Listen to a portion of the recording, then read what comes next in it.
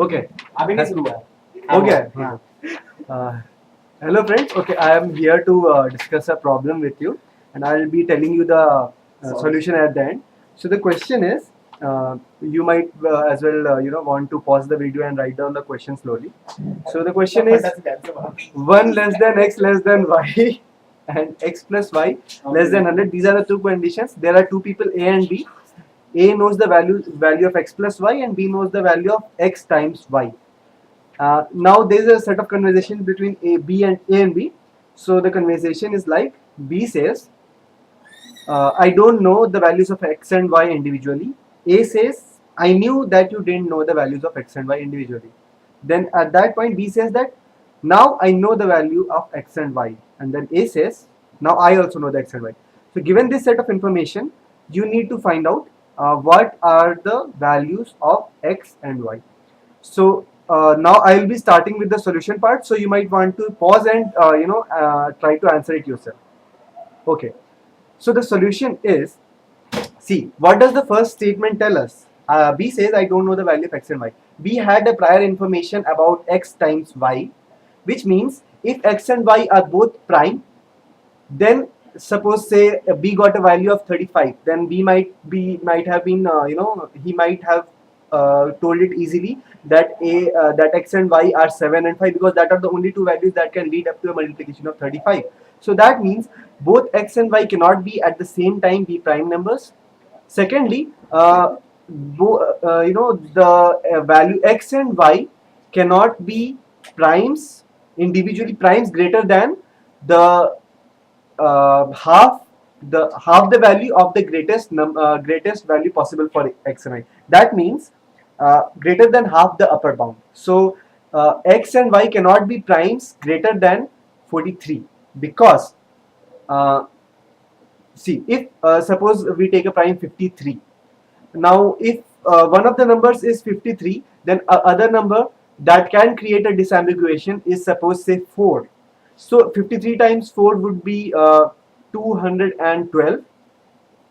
Now that would be a problem, because the only two ways in which this can create a confusion is that either it will be 53 plus 4 that A will be having, that's 57, or 106 plus 2, which would be 108. But that is not permissible, because we know that x plus y is less than 100. So we have got another constant which says that x or y, neither of them can be primes greater than 43. So these are the two conditions. Once we look at these two conditions, we are restricted to a set of only 7 numbers. Those are 11, 17, 23, 27, 29, 35 and 37, which you can see right here. So now the point is, we can get to the next statement, which A says that I knew that you can say the number values of x and y individually. What does that mean? That whatever the value A has, okay, let's get to that 7 numbers after this. I'm sorry. Yeah. So when A says that I knew that you can tell the values of x and y individually, so whatever the value of x plus y is, it can in no way be a sum of two primes, or satisfying other conditions that I had already mentioned.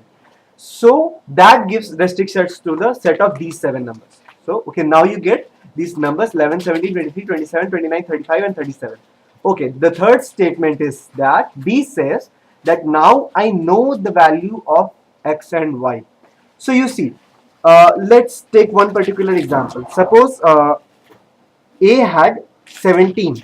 Now A could get 17 in a set of ways, that it's either 15 plus 2 or 14 plus 3 or 13 plus 4 or 12 plus 5, or in this way. So whatever in these conditions, he would have B would have a particular set of multiplications, which I have written down right here.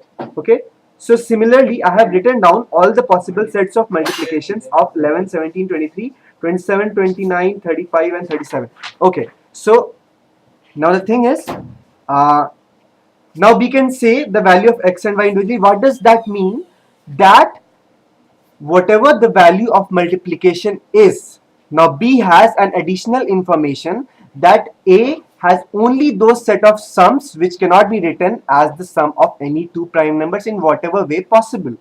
So in no way will B be having a product which will feature in more than one list. So you can see right here that B cannot have 30 because it appears in more than one list, and so B wouldn't have been able to confidently say at the third statement that I can tell the value of x and y individually. So this cancels out many of the numbers. So I have cancelled out all those numbers. So B can have now any of the numbers which are not cancelled, right? And then we come to the final and judgmental statement in which A says, now I can tell the value of x and y individually. So the constraint with A is actually any list in which the number of uncancelled numbers are just 1. So as you can see, there is only one such list in which there is a unique number that is not cancelled, and that is 52. So in this particular list, all the numbers except 52 has been cancelled because they appear in more than one list.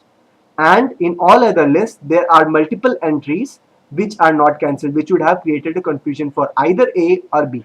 So this leaves us with the solution that X had A had a value of 17 and B had a value of 52, which leaves us with a unique solution that X is 4 and Y is 13. Thank you.